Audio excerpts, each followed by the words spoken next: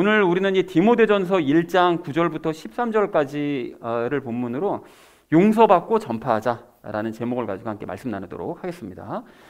자, 우리가 그 지난주에 율법의 그 최종 목적에 대해서 나누면서 관련된 세 가지 이야기를 나눴거든요. 그 첫 번째로 나눴던 이야기가 무엇이었을까요? 네, 그렇습니다. 그러니까 유대인들은 그 율법의 최종 목적이 사랑이었는데요. 그 사랑을 사실은 깨닫지를 못하고 그냥 눈앞에 있는 조항들만 어떻게 하면 지켜낼 수 있을까, 이것에만 매몰됐었죠. 그래서 우리는 그들과는 달리 숲을 보게 되는, 그러니까 전체적인 넓은 눈을 가지고 넓은 시각으로 보게 되어서 우리 힘으로는 할 수 없음을 깨닫고 예수님께 나아가는 그 원리를 깨닫게 되었습니다. 지난주 그 8절에서 그 얘기를 하고 계셨었죠. 율법의 그 역할은 내가 할 수 없으니까 예수님께로 나아가야 된다는. 그래서 이 외에도 우리는 숲을 봄으로써 부활이 왜 중요한 건지, 또 예수님의 믿음이 뭔지, 혼의 구원은 도대체 무엇이며 이게 왜 중요한 것인지, 그리고 또 성만찬은 왜 그렇게 중요한 것인지, 이런 것들의 의미를 깨닫는 시간을 지난주에 가졌습니다. 자, 그런가 하면 우리 두 번째로 나눴던 이야기가 무엇이었을까요?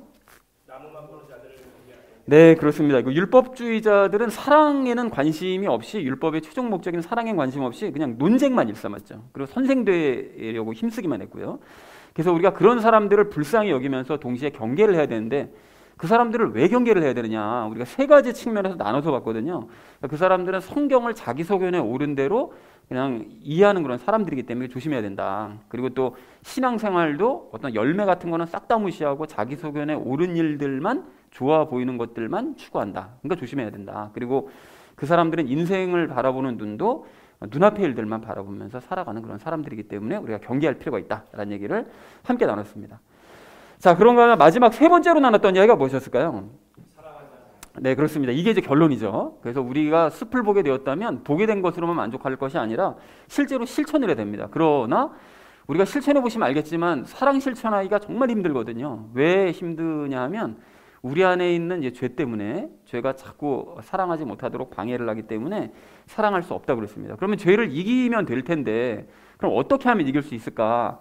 이것에 대한 방법으로 지난주 그 요한복음 15장 7절 말씀을 우리가 함께 나눴었잖아요. 그 예수님께서 원하는 것을 구하라. 그러니까 우리가 결국은 죄를 이기기를 원합니다. 그럼 되는 거죠. 사랑하기 원합니다. 되는 겁니다. 그런데 왜 이게 안 됐느냐 하면 자꾸 우리가 그 구절을 잘못 이해해서 육신과 혼이 원하는 것을 자꾸 구하려고 하다 보니까 받지를 못했었는데, 이제 그 영이 원하는 것을 구하라는 뜻이라는 걸 알았으므로 이제는 이 사랑의 열매를 위해서 열심히 구하자. 그래서 그것을 실천할 때 가까이 있는 가족부터 먼저 사랑하고, 그리고 나아가서는 우리 성도들을 서로 사랑하는 그런 삶을 살아가자라는 얘기를 마지막 세 번째로 함께 나눴습니다. 자, 그래서 사랑하는 우리 나눔 있는 교회 성도님들 모두는 넓은 시각을 가지게 되었으며 여러분 감사하시고요.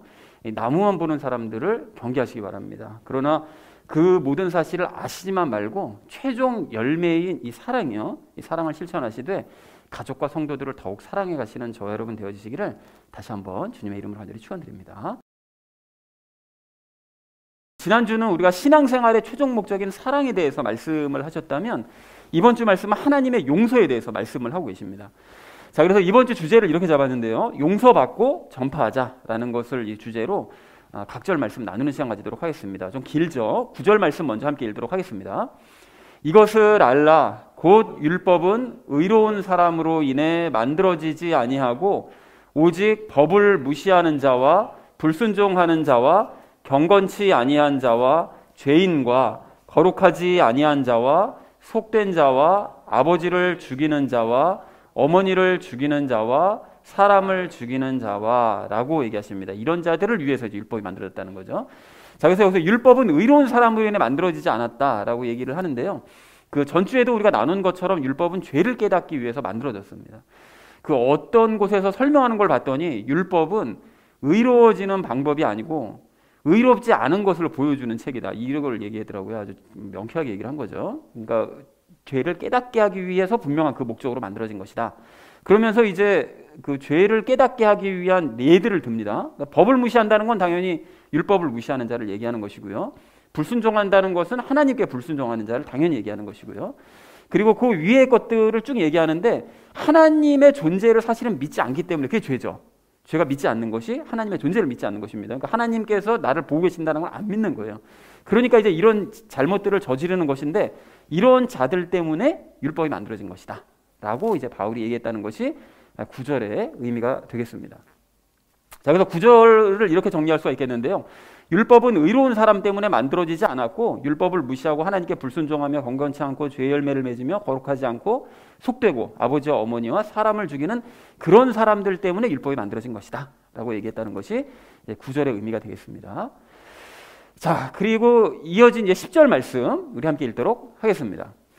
음행을 일삼는 자와 남자와 더불어 자기를 더럽히는 자와 사람을 납치하는 자와 거짓말하는 자와 위증하는 자와 그 밖에 무엇이든지 건전한 교리에 역행하는 것으로 인해 만들어졌느니라 라고 말씀합니다. 지난주에도 이거 예를 들었었죠. 남자와 더불어서 자기를 더럽히는 자, 그 동성애자를 이야기합니다. 그리고 거짓말하는 자와 위증하는 자가 마지막에 나오는데 여러분 여기서 한 가지 주목하셔야 될 것은 그 앞에서 아버지를 죽이고 어머니를 죽이고 사람을 죽이고 동성애를 하고 사람을 납치하고 이런 참 끔찍한 일들을 저지르는 이런 사람들과 거짓말하고 위증하는 것을 동급으로 여기신다는 거예요. 이 모든 것들이 이런 것들이 다 같은 급이다. 그러니까 결국은 율법으로 어기는 것이다 라고 말씀을 하고 계십니다. 자, 그리고 여기서 이제 건전한 교리에 대해서 10절 하반절에서 말씀을 하시는데 이 건전한 교리는 바울이 잠시 후에 11절에서 자기가 이제 복음을 맡았다라고 얘기를 하거든요. 그 복음을 맡아서 정리했다고 얘기하는데 그 정리한 교리가 건전한 교리입니다. 자기가 전하는 교리가. 그 갈라디아서 1장을 보시면 그런 말씀 나오죠. 내가 전한 복음에 다른 복음을 전하는 것은 저주를 받을 것이다. 이렇게 얘기하는데 가짜 복음, 그건 건전한 교리가 아닌 거죠. 근데 바울이 전하는 복음이 건전한 교리다라고 얘기를 하고 있습니다. 자, 그리고 건전한 교리에 역행한다라고 얘기하는데요. 그러니까 복음에 역행하는, 그러니까 바울이 전하는 복음에 역행하는 반대되는 그런 교리들, 율법주의적이거나 신비주의적이거나 어떤 이런 것들이 다 역행하는 것에 해당을 하고 이런 자들 때문에 또 율법이 만들어졌대요. 그러니까 앞에서 악행을 저지르는 것뿐만이 아니라 복음에 역행하는 것들도 그런 것들도 다 죄다. 그래서 그런 사람들 때문에 율법이 만들어진 것이다 라고 얘기를 하고 있습니다. 자, 그래서 10절을 이렇게 정리해 볼 수 있겠는데요. 음행을 일삼고 동성애로 자신을 더럽히고 사람을 납치하고 거짓말하고 위증하고 복음에 역행하는 그런 사람들 때문에 율법이 만들어진 것이다 라고 얘기했다는 것이 10절의 의미가 되겠습니다. 자, 이어진 11절 말씀 우리 함께 읽겠습니다. 이 교리는 내게 맡기신 복음 곧 찬송받으실 하나님의 영광스러운 복음에 따른 것이니라 라고 말씀합니다. 교리에 대해서 설명하죠. 앞에서 얘기했던 건전한 교리. 그것이 무엇이냐? 건전한 교리라는 것은 10절에서 말씀하신 그 건전한 교리를 얘기하는데 내게 맡기신 복음, 즉 이 아래쪽 내용을 참고하면 찬송받으실 하나님께서 바울에게 맡겨주신 그 영광스러운 복음, 그것을 정리한 거라는 거예요. 그 복음을 전체적으로 체계적으로 정리한 것이 건전한 교리다. 그래서 이것을 받아들이지 않고 반대하는 것들이 다 죄고 그것이 그런 사람들 때문에 율법이 만들어진 것이다 라고 바울이 설명하고 있습니다. 자, 그래서 11절 전체 의미를 이렇게 정리할 수 있겠는데요. 이 교리는 찬송받으실 하나님께서 내게 맡기신 영광스러운 복음을 정리한 것이다 라고 설명하고 있습니다. 자, 이어진 12절 말씀 우리 함께 읽도록 하겠습니다. 나를 능하게 하신 그리스도 예수 우리 주께 내가 감사를 드림은 그분께서 나를 신실한 자로 여기사 내게 사역을 맡기셨기 때문이라 라고 말씀하세요. 자, 내게 사역을 맡기셨다고 얘기를 하는데 예수님께서는 복음에 역행했던 그 바울이요. 바울이 복음에 역행해서 막 핍박하고 막 사람을 죽이고 이랬었잖아요. 그런데 그랬던 바울에게 복음을 전파하는 사역을 거꾸로 맡겨주신 거예요. 변화되고 난 다음에. 자, 그래서 구체적으로 이 바울이 어떤 역행하는 짓을 저질렀는지를 이제 13절에서 설명을 하고 있습니다. 그래서 12절을 먼저 정리하자면 나를 능하게 하신 예수님께서 나를 신실한 자로 여기시고 사역을 맡기셨기 때문에 나는 예수님께 늘 감사드린다. 그럴 수밖에 없겠죠. 그 복음을 그렇게 핍박했던 사람을 도리어 복음을 전하게 만들어주시니 정말 죽여도 마땅한 그런 사람인데 그걸 도리어 일을 맡겨주시니까 너무 감사하는 거죠. 자, 이어진 마지막 13절 말씀 우리 함께 읽도록 하겠습니다. 내가 전에는 신성 모독하는 자요 핍박하는 자요 해를 끼치는 자였으나 도리어 긍휼을 얻게 됨은 내가 믿지 아니하는 가운데 알지 못하고 그것을 하였기 때문이라 라고 말씀하세요. 여기 이 신성 모독했다는 건 바울이 과거에 예수님을 모독했죠. 예수님을 저주하면서 예수님 믿는 자들은 무조건 다 이단이라고 생각했으니까, 이단의 괴수라고 생각했으니까요. 그래서 바울은 과거 예수님을 저주했고 핍박했다는 것은 예수님께서 바울에게 말씀하셨던 것처럼 그리스도인들을 핍박했죠. 복습, 예수님께서 왜 바울이 그리스도인들을 핍박했는데 왜 당신을 핍박했다고 말씀했다고 그랬죠? 사도행전에서 바울을 처음 빛으로 만나셨을 때 너가 왜 나를 핍박하냐 이렇게 말씀하시잖아요. 너 그리스도인을 핍박해 이렇게 안 하시고. 왜 그렇다고 그랬습니까? 그리스도인들 안에, 그렇죠, 연합해 있으니까, 그리스도인들 안에 예수님이 계시니까 그리스도인들을 핍박하는 게 곧 예수님을 핍박하는 거죠. 자, 그리고 해를 끼치는 자라고 얘기하는 것은 바울은 교회에 이제 해를 끼친 거죠. 그러니까 뭐 예수님과 그리스도인과 교회에 다 해를 끼치는 이런 자였습니다. 그러니까 복음에 역행하는 행위들이 이런 것들이었다는 거예요. 율법을 아무리 잘 알고 아버지를 안 죽이고 동성애 안 하고 무슨 앞에 것들 아무리 잘 지켜봐야 이렇게 복음을 제대로 모르면 이것도 역시 똑같이 악행이다 라고 지금 복음에 역행하는 행위들이고 죄다라고 바울이 정의를 하고 있습니다.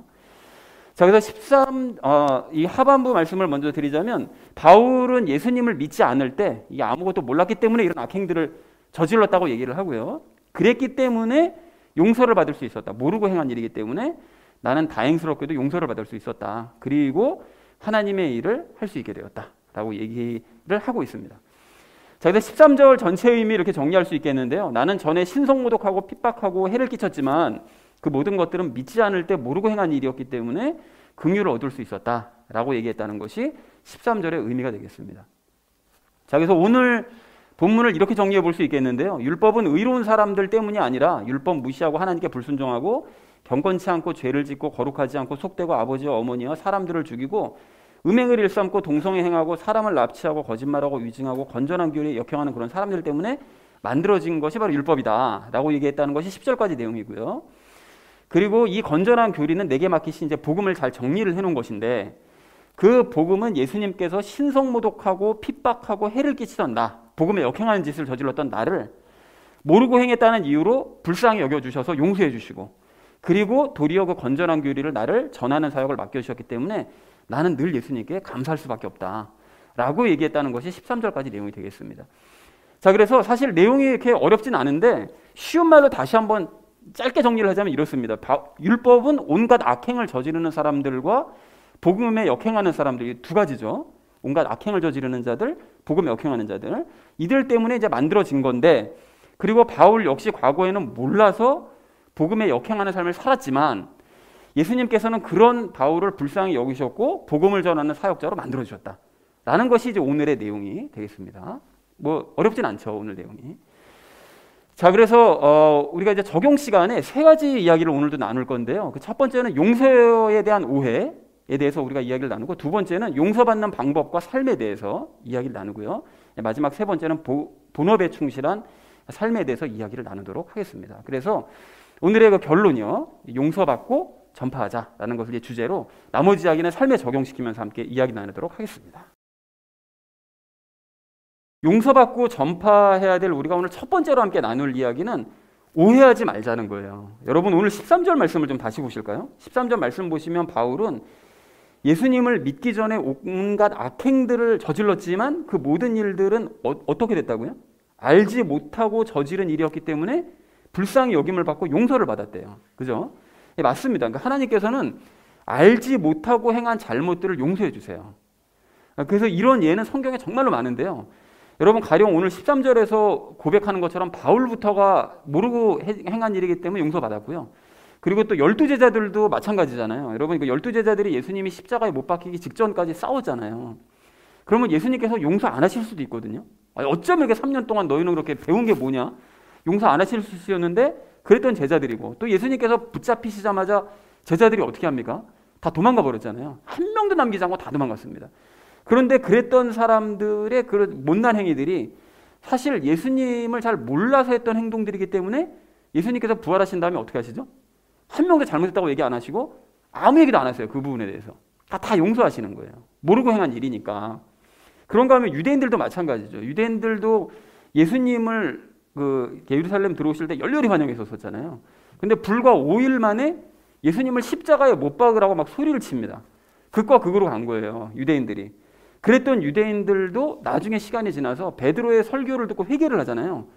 회개를 할 때 그 사람들이 예수님을 죽인 것이 모르고 했던 행동이기 때문에 다 용서를 받더라는 거예요. 그 하나님의 아들을 죽인 죄까지도 모르고 행한 짓이니까 다 용서를 해주시는 이런 일이 있더라는 것입니다. 그래서 아닌 게 아니라 그 예수님이 십자가에 못 박히실 때에서 뭐라고 말씀하셨는가 봤더니 누가복음 23장 34절에서 이렇게 말씀하세요. 예수님께서 이르시되 아버지여 저들을 용서하여 주옵소서 저들은 자기들이 하는 일을 알지 못하나이다. 그러니까 유대인들이 예수님을 십자가에 못 박은 그런 행위는 저들이 아무것도 모르고 한 일이니까 이거 용서해 주셔야 됩니다. 라고 말씀하시더라는 거예요. 그리고 여러분 스데반 집사도 마찬가지잖아요. 스데반 집사도 사도행전 7장 60절에서 이렇게 얘기하거든요. 돌에 지금 맞은 상황이었습니다. 거의 죽기 바로 직전이었는데 무릎을 꿇고 큰 소리로 부르짖어 이르되 주여 이 죄를 저들의 책임으로 돌리지 마옵소서. 그러니까 스데반 집사가 이 유대인들 자기에게 돌을 던지는 유대인들에게 이 죄에 대한 책임을 묻지 말아야 된다라고 그 하늘에 서 계시는 예수님께 고백을 한 이유는 탄원을 한 이유는 저들이 하는 일이 뭔 짓을 하는지 모르고 행한 거니까 이거 책임 돌리지 말아달라고 그렇게 얘기를 하더라는 거예요. 자, 그러니까 이것처럼 짧게만 살펴봐도 성경의 여러 가지 예들을 봤을 때 모르고 행한 잘못은 하나님께서 용서하시는 것이 이게 너무나 분명한 일이다 라는 사실을 우리가 알 수 있죠. 자, 그런데 여기서 여러분 멈추시면 안 됩니다. 그렇기 때문에 하나님의 용서를 오해하시면 안 된다는 거예요. 여러분 이게 무슨 소리냐, 만약 어떤 사람이 그냥 모르는 상태로 계속해서 일평생 동안 잘못을 저질러요. 그러다 죽었어요. 그러면 모르고 저질렀으니까 그럼 하나님께서 모든 죄를 다 용서하시느냐? 그렇지 않다는 거예요. 그렇지 않습니다, 여러분. 가령 여러분 사울 왕을 생각해 보십시오. 사울이 이 죄 없는 다윗을 계속해서 쫓아다니면서 죽이려고 그랬었잖아요. 몇 번 진짜 살인미수도 막 저지르고 이랬죠. 그리고 하나님의 명령도 계속 무시했어요, 사울은.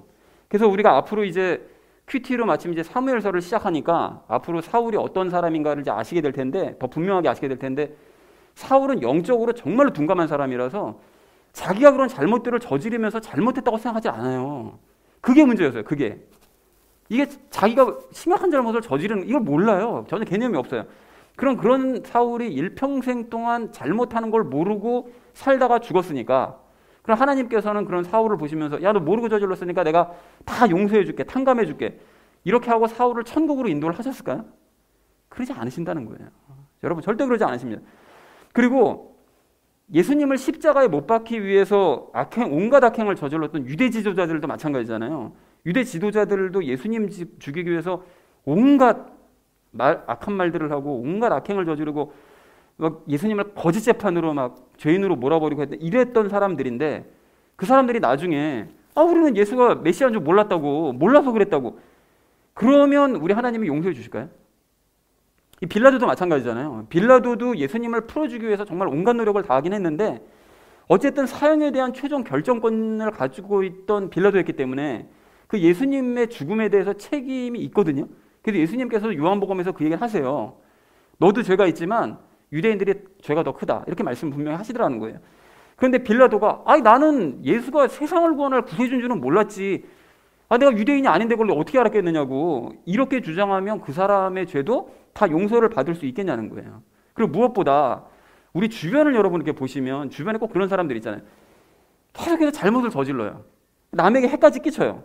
근데 그게 잘못인 줄을 모르는 사람이 있거든요. 이게 내가 잘못하는 줄을 모르고 그런 짓을 자꾸 하는 거예요.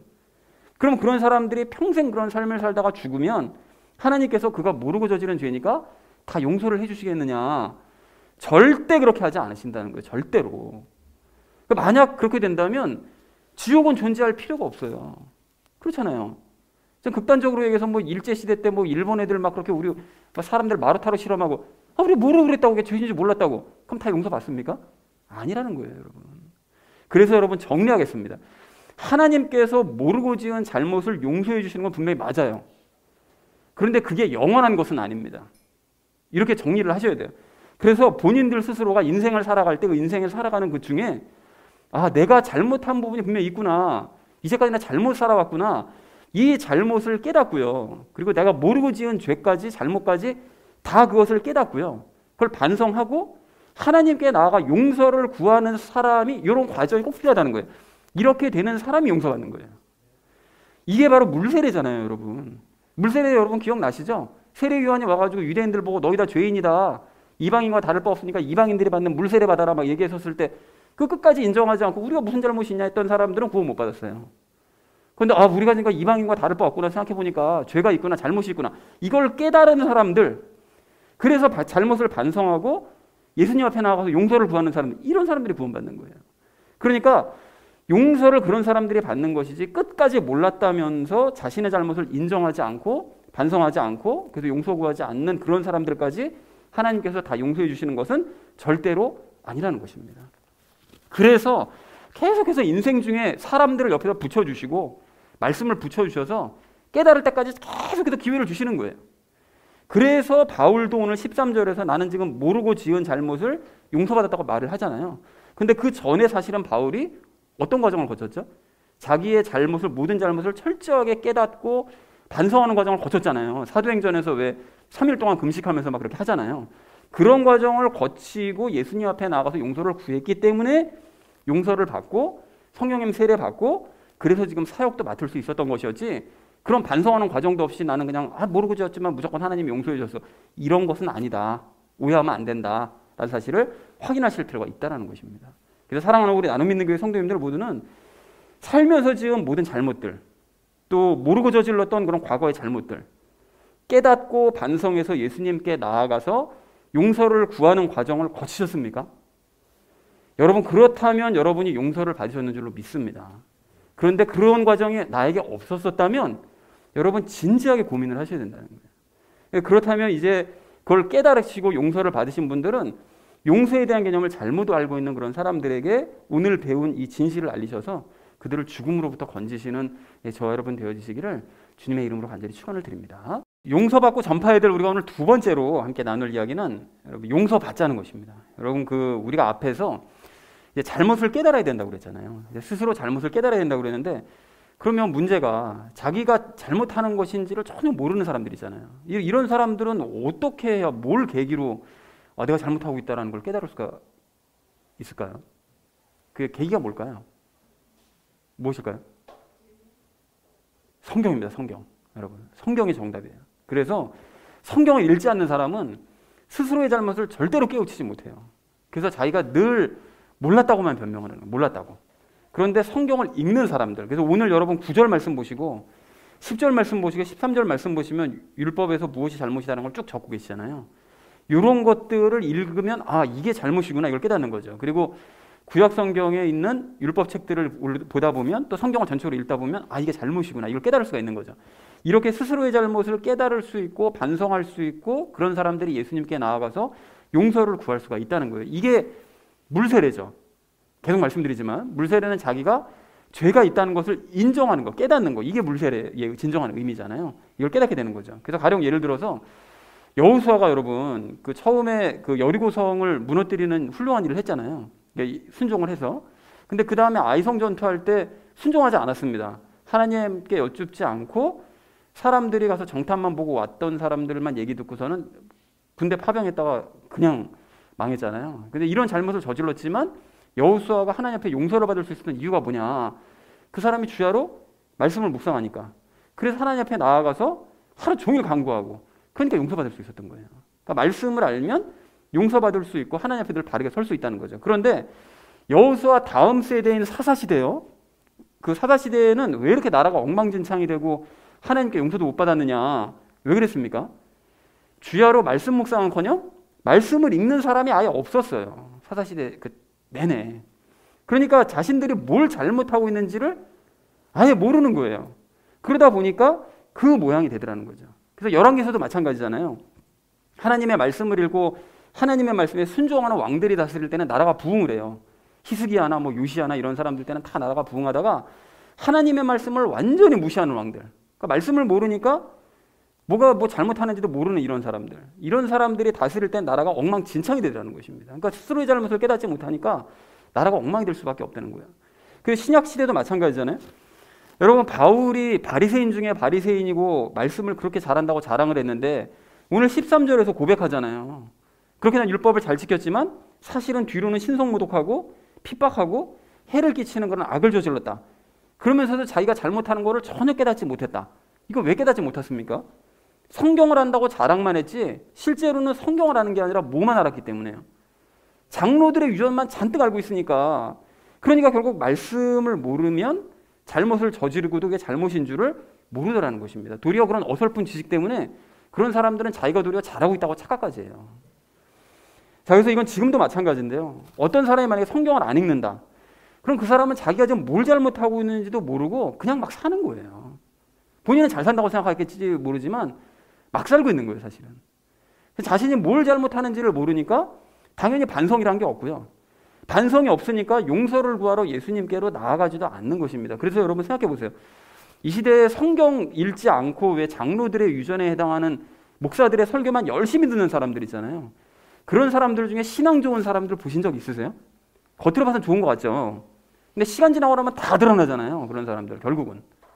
신앙 좋은 사람 한 명도 없어요. 풍선이지 풍선. 껍데기예요. 껍데기.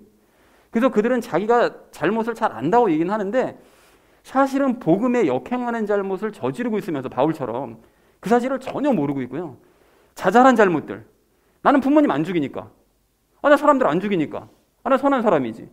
이런 것들만 가지고 자기가 선하다고 착각하고 있는 이런 삶을 살고 있다는 것입니다. 그래서 자기 반성도 없고 겸손도 없고 그래서 예수님께 나아가지도 않는 게 이게 현실이라는 거예요. 자, 그렇기 때문에 성경을 읽고 자기 자신의 상태와 잘못을 하는 것은 너무나 중요한 일인데 우리는 여기서 한 걸음을 좀 더 나아가려고 합니다. 여러분, 그렇게 성경을 읽을 때 바르게 읽는 게 중요하다는 거예요. 성경 읽는 것도 중요한데 바르게 읽는 게 이게 너무나 중요하다는 거예요. 여러분, 이게 왜 제가 이 말씀을 드리는가 하면 이 시대에 성경을 읽지 않는 사람들이 대부분이지만 그 중에서 성경을 읽는 사람들도 있긴 있습니다. 이게 왜 없겠어요? 많지는 않지만 분명히 있습니다. 그리고 성경을 읽는 양으로나 아니면 성경을 고민하면서 읽는 자세로만 따지면 우리보다 더 열심히 하는 사람들 엄청 많아요. 그래서 그런 사람들은 성경을 읽으면서 자기의 죄를 깨달아요. 그래서 반성도 합니다. 예수님께 용서를 구해요. 여기까지는 좋습니다. 그런데 그런 사람들 중에 많은 사람들이 진정으로 예수님께 나아가서 용서를 받지는 못해요. 이게 따지고 보면 율법의 역할이잖아요. 율법의 역할이 뭐라고 그러죠? 죄를 깨닫고 그래서 예수님께 나아가는 것이 이것이 율법의 역할이잖아요. 근데 이 사람들은 죄를 깨닫는 것까지는 돼요. 근데 예수님께 나아가지는 못하는 거예요. 그러니까 율법에서 복음으로 넘어가지를 못하는 거예요. 자, 본인도 그래서 그걸 알고 느껴요. 그래서 매번 자신을 죄인이라고 반성하면서 가슴을 치면서 막 회개한다고 하는데 잘못을 용서받았다는 확신은 없는 거예요, 이 사람들이. 그래가지고 잠깐 받았다고 생각하지만 이게 아닌 것 같은데 그러니까 또 괴로워요. 그러니까 이 과정이 반복되는 거예요. 그래서 이런 사람들이 구원에 대한 확신이 없고요. 그래서 늘 용서받지 못했다는 그런 마음 때문에 두려워하며 불안해하면서 사는 거예요. 그게 바로 용서받지 못했다는 증거예요. 내가 늘 불안하고 두렵다. 하나님께서 나 용서하지 않았으면 어떡하지? 이게 구원받지 못했다는 증거예요. 아직 용서받지 못했다는 증거라는 거예요. 그러면 이런 사람들은 성경을 읽는데 이게 왜 그런 거냐? 성경을 읽을 때 아까 전에 말씀드렸듯이 바르게 읽지 않기 때문에 그런 것입니다. 즉 10절에서 지금 말씀하시는 건전한 교리에 기반해서 성경을 읽어야 되는데 그것에 역행하면서 읽기 때문에 그러는 거예요. 즉 다시 말씀드려서 참된 복음, 건전한 교리가 무엇인지도 모르는 채 그냥 자기가 읽고 싶은 것만 읽고 그것도 그나마 자기 소견대로 이해를 하기 때문에 이렇게 된다는 거예요. 그래서 이렇게 아무리 성경을 많이 읽더라도 참된 복음, 건전한 교리가 무엇인지 깨닫지 못하는 상태로 읽으면 자신이 죄인이라는 사실만 깨달아요. 그리고는 예수님께 나아가서 용서는 받지 못한다는 것입니다. 그러니까 구약에만 머무를 뿐 신약으로 나아가지 못하고 율법에만 머무를 뿐 복음으로 넘어가지 못한다는 거예요. 자, 그런 의미에서 우리는 오늘 10절에서 말씀하시는 그 바울에게 맡기셨던 복음이요, 그 건전한 교리요, 이게 무엇인지를 알아야 돼요. 당연히 알아야 되겠죠. 이걸 알아야 진정한 용서를 내가 받았는지 안 받았는지 확인할 수가 있으니까. 그러면 바울이 그 가르쳤던 복음이 뭐냐? 이걸 알아야 되는데 그걸 마침 히브리서 6장 1, 2절에서 말씀하고 계세요. 그 말씀을 보면 바울이 그리스도인들에게 가르쳤던 복음에 대해서 구체적으로 말씀을 하세요. 내가 이런 것들을 가르쳤다. 그래서 그게 오늘 본문에서 말씀하시는 복음을 정리한 건전한 교리인 거예요. 그래서 히브리서 6장 1절, 2절에서 말씀하시는 내용을 아실 필요가 있는데 제가 여러분 읽어드릴 테니까 한번 들어보십시오. 죽은 행위들로부터의 회개와 하나님을 향한 믿음과 침례들에 관한 교리와 안수와 죽은 자들의 부활과 영원한 심판, 이게 바울이 가르쳤던 복음의 내용들이라는 거예요. 기초적인 복음들에 대한 내용들. 그래서 이것이 바로 초대교회 때 바울이 성도들에게 가르쳤던 그 복음의 내용이고, 흥미롭지 않으세요, 여러분? 바울이 뭘 가르쳤을까? 이게 거기 기록되어 있는 거예요. 그리고 그리스도인들이 이게 알아야만 했었던 건전한 교리들이라는 것입니다. 그럼 이 각각들이 무엇을 뜻하느냐? 이거를 아셔야 내가 용서받았는지 확인할 수가 있는데 이걸 말로만 드리면 감이 잘 오시지 않을 것 같아서 이것도 화면으로 준비했는데요. 여러분 이걸 화면으로 보시도록 하겠습니다. 히브리서 6장 1절 2절 말씀 우리 함께 읽도록 하겠습니다. 시작. 죽은 행위들로부터의 회개와 하나님을 향한 믿음과 침례들에 관한 교리와 안수와 죽은 자들의 부활과 영원한 심판이라고 되어 있는데 이게 서로 그냥 각자 다 다른 말들처럼 그냥 보이잖아요. 뭐 그냥 낱낱이 떨어져 있는 말들로 보이는데 여러분 잘 보십시오. 죽은 행위들로부터의 회개, 불신자로 살았을 때 의미 없이 행했던 그 과거의 행위들에 대한 회개예요. 그리고 유대인들 같은 경우는 어떻죠? 그게 율법을 노력으로 지키려고 했었던 그 의미 없는 행위들에 대한 회개. 그러니까 이방인들이든 유대인들이든 과거에 행했던 그 행위들에 대한 회개가 그거에 대해서 바울이 가르쳤다는 거예요. 잘못된 것이다. 회개해야 된다라고 가르쳤다는 거죠. 그리고 하나님을 향한 믿음, 그것은 당연히 구원을 얻을 수 있는 그 믿음이요. 내가 이런 잘못들을 저질렀는데 이런 잘못들을 용서해 주실 수 있는 분은 바로 하나님이시다. 이것에 대한 믿음을 갖는 거. 그리고 침례들에 대한 교리라고 되어 있는데 세례들에 대한 교리에 대해서 얘기하는데 이건 당연히 세례들이라고 복수형으로 되어 있잖아요. 물세례하고 성령님 세례에 대한 교리죠. 그럼 우리 물세례에 대한 교리가 뭐냐? 물세례가 뭐라고 그랬죠? 스스로가 자기가 죄와 연합해 있다는 사실을 깨닫고 내가 죄인이라는 사실을 깨닫고 죄로부터 내가 자유해지기를 원하는 상태. 그게 바로 물세례의 의미인 거죠. 그래서 세례 요한이 와서 예수님의 길을 예비할 때 뭐라고 그랬어요? 너희가 죄인이라는 것을 인정하고 와서 세례를 받아라. 그리고 나 다음에 오시는 분은 내가 그분의 신발끈도 풀기 어려운 분인데 그분이 오시면 너희에게 불과 성령으로 세례를 주시리라 이렇게 말씀하시잖아요. 그러니까 물세례는 성령님 세례를 받기 전 단계. 내가 죄를 가지고 있는 죄인이로구나. 잘못이 있구나. 이걸 깨닫는 상태에 대한 교리가 물세례에 대한 교리라는 거죠. 그리고 성령님에 대한 세례에 대한 교리가 뭡니까? 실질적으로 죄와 영이 분리가 되고 그리고 성령님과 연합해서 영이 새롭게 거듭나서 새로운 창조물이 되는 바로 그런 상태가 성령님 세례에 대한 것이죠. 이것에 대한 교리, 이거 정리된 이것을 바울이 가르쳤다는 거예요. 그 초대교회 때. 그래서 세례에 대한 이런 내용들을 정리한 것이 침례에 대한 교리라는 거죠. 그럼 안수는 뭐냐? 안수는 물세례와 성령님 사이에 필요한 것인데 물세례를 받은 사람들에게 안수함으로써 성령님 세례를 받게 할 수 있었던 거죠. 그리고 참고로 이제 뒷부분에서 디모데전서 뒷부분에서 나오는데 성령님 충만케 할 때도 안수합니다. 그러니까 성령님과 관련된 일을 할 때 안수하는 거예요. 자, 그리고 죽은 자들의 부활은 방금 말씀드렸죠. 성령님 세례 받을 때 영과 죄가 분리가 되잖아요. 그럼 뭐가 죽죠? 영이 죽죠.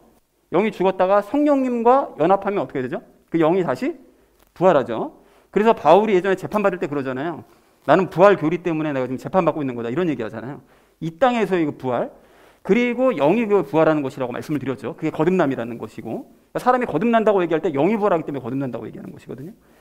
자, 그리고 또한 그렇게 거듭난 사람은 마지막 날 어떻게 된다고요? 몸이 부활하죠. 육신이 부활하죠. 그러니까 이것에 대한 부활에 대한 교리를 이런 것들을 가르친 거예요, 바울이. 자, 그러니까 여기까지 내용을 정리하면 이게 다 낱낱이 떨어진 얘기가 아니라 무슨 얘기냐? 불신자 혹은 유대교인이 자신의 삶을 회개하고 과거를 회개하고 그리고 하나님을 바르게 믿음으로써 그리고 물세례와 안수받고 성령님 세례를 받으면 그럼 어떻게 된다고요? 영이 부활하죠. 그리고 그 사람은 나중에 예수님 다시 오실 때 육신이 부활하는 거죠. 그죠? 그러니까 이게 다 연결된 얘기라는 거예요. 그런데 이와 같은 과정을 거부하는 사람들, 안 믿는 사람들, 이런 걸 듣기 싫어하는 그런 사람들은 어떻게 된다고요? 영원한 심판을 받을 수밖에 없다. 이것을 가르친 거예요, 바울이. 초대교회 때. 모든 그 기독교인들에게 기본적으로. 그러니까 이와 같은 모든 내용들이 사실은 서로 연결되어 있고 구원에 이르는 각 과정을 설명하고 있다. 사실은 확인할 수가 있는 거죠. 그리고 그리스도인들의 이런 원리들을 가르쳤던 것이고 우리 교회도 이걸 가르치고 있는 거예요. 이해가 되셨잖아요.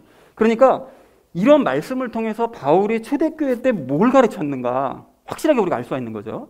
그리고 또한 뭘 알 수 있습니까?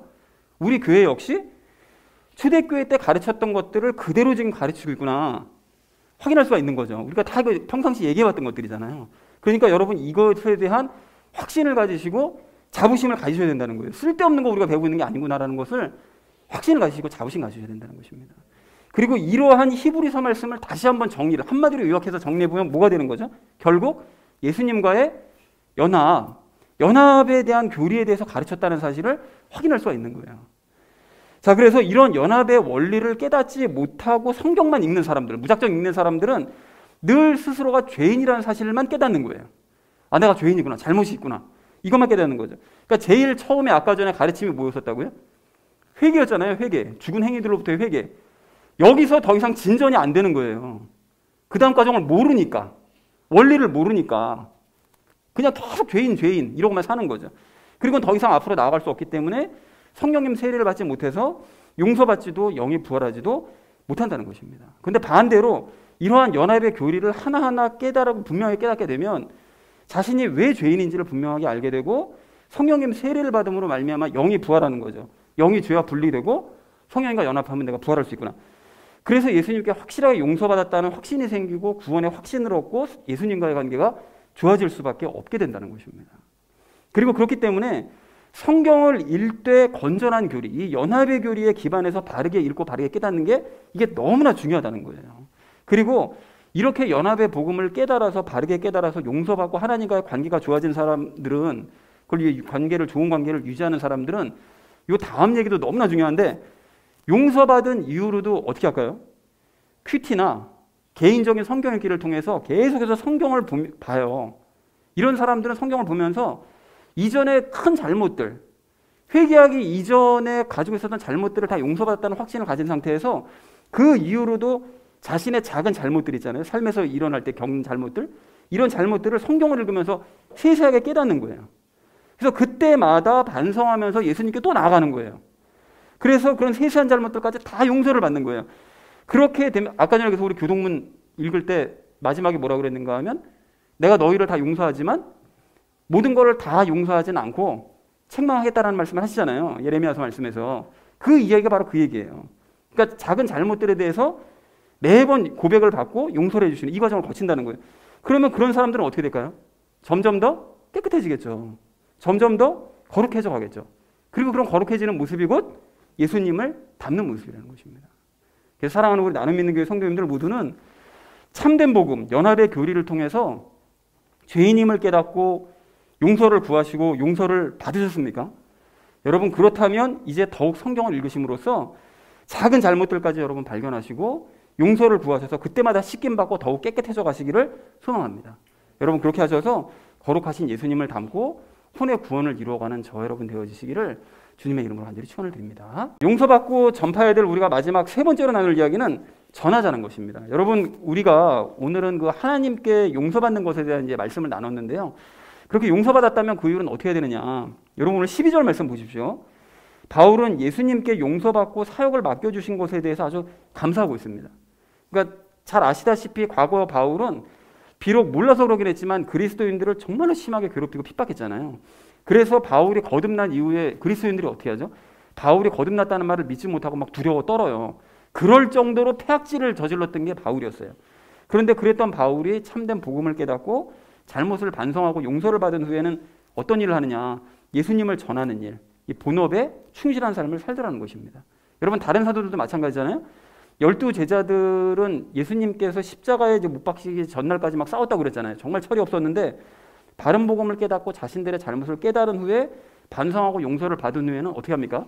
예수님을 전하는 일, 본업에 충실한 일을 하더라는 거예요. 그리고 그런 의미에서 저도 마찬가지인데요.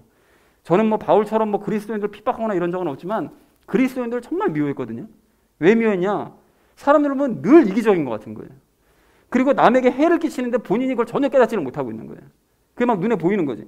그런 집단들인데 그래놓고도 자기들끼리만 좋다고 헤헤거리는 집단. 정말 이게 사회적으로 정말 쓸데없는 집단. 이런 생각을 늘 했었어요. 그러다가 성경을 통해서 사람이 아니고 성경을 통해서 복음 듣고 스스로의 잘못을 깨달은 후에 반성하고 용서받았고, 그래서 지금은 교회를 전하는 일이 아니라 예수님을 전하는 일에 열심을 내고 있습니다.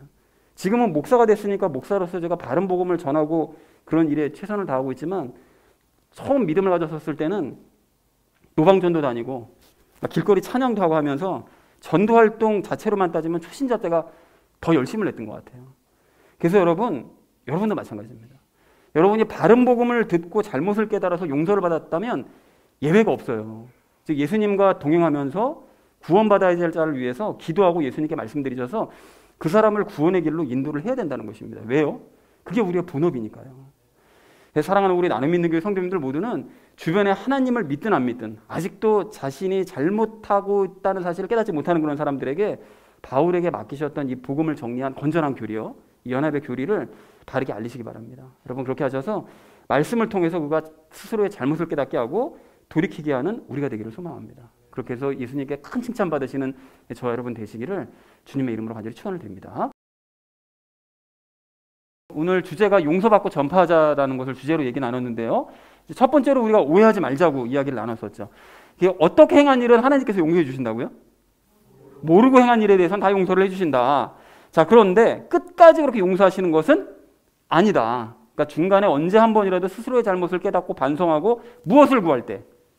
용서를 구할 때 하나님께 용서받을 수 있는 것이다 라는 얘기를 우리가 첫 번째로 나눴습니다. 자, 그런 거면 두 번째로 나눴던 이야기가 용서받자 그랬죠. 그래서 무엇을 읽는 사람만이 자신의 잘못을 깨닫고 반성할 수 있다고요? 성경을 읽는 사람만이 자신의 잘못을 깨닫고 반성할 수 있는 거죠. 그런데 성경을 어떻게 읽지 않으면 스스로의 죄만 깨달을 뿐 용서받지 못한다고요? 바르게 읽지 않으면 그러면 스스로의 죄만 깨달을 뿐 용서받지 못. 이런 사람이 엄청 많습니다. 대부분이 이럴지도 몰라요. 대부분이. 자, 그래서 히브리서 6장 1절 2절 말씀은 바울이 가르쳤던 그런 건전한 교리들을 얘기하는데 히브리서 1장 2절의 내용을 요약하면 어떤 복음이라고요? 연합에 대한 복음, 연합의 복음이다 라는 것을 우리가 확인을 했습니다. 그래서 복음을, 이런 복음을, 연합의 복음을 바르게 깨닫고 용서받은 사람은 더욱 무엇을 읽음으로써요? 성경을 읽음으로써 죄를 씻음받고 그때마다 점점 더 거룩해져 가는 거예요. 점점 더. 그래서 혼의 구원을 이뤄가는 거죠. 그래서 구원받고 바른 길을 가는 사람이 죄 때문에 더 괴로워해요. 처음 믿음이 없었을 때보다 더 괴로워합니다. 더 그때보다 분명히 절대적으로 따져보면 더 깨끗해졌거든요. 그럼에도 저 죄에 대해서 괴로워하는 것은 성경을 볼 때마다 죄에 대해서 민감해지니까. 그리고 잘못을 용서받고 씻음받으면서 거룩해져 가니까. 거룩해져 갈수록 작은 죄에도 막 몸부림치는 거죠.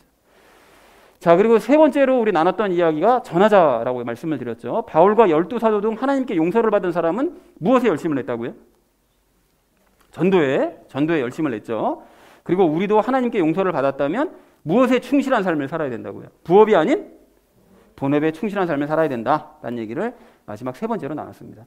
자, 그래서 사랑하는 우리 나눔 있는 교회 성도님들 모두는 하나님의 용서에 대해서 여러분 오해하지 마시고 바른 복음을 깨달으심으로써 참된 용서를 받으시기 바랍니다. 그리고 이미 용서를 받으셨다면 더욱 말씀 읽기에 여러분 전념하셔서 점점 더 거룩해져 가시고 아직까지도 자신의 잘못을 깨닫지 못하는 그런 주변 사람들에게 바른 복음을 전하시는 저 여러분 되시기를 주님의 이름으로 간절히 축원을 드립니다. 우리 함께 기도하겠습니다.